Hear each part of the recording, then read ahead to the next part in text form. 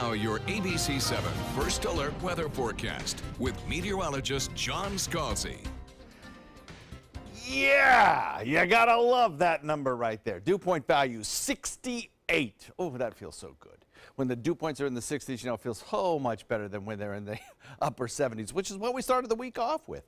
And so some of the drier air has filtered in from aloft down to the surface through frictional forces.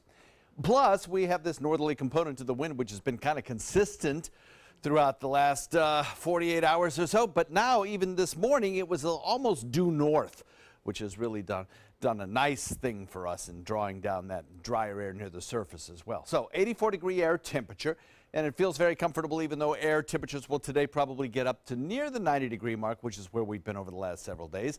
With that lower dew point, the feels-like temperature will be so much more pleasant.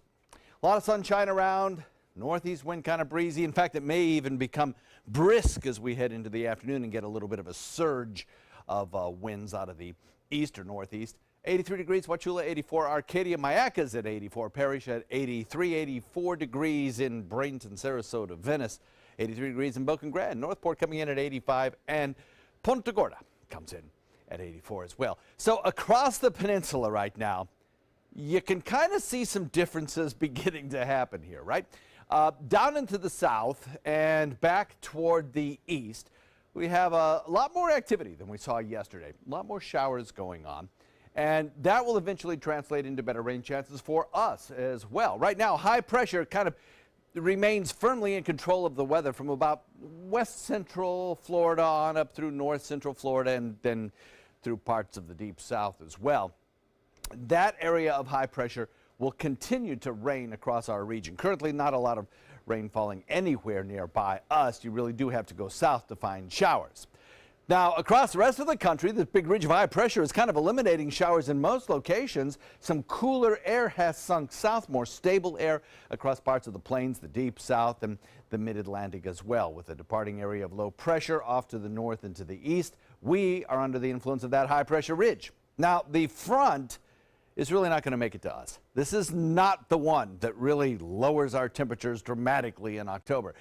It's the one that fizzles out to the north of us. The first little blast of cooler air for Tallahassee, though, so even though the front is kind of fizzling out, they do get a taste of cooler air. For us, an area of low pressure and that plume of moisture kind of rides through the straits over the course of the next several days and starts to up our rainfall chances. So by Saturday, I think we start to see a lot more activity through north central Florida, including our region. And of course, with the extra cloud cover, with the cooling rains, comes some slightly cooler temperatures as well.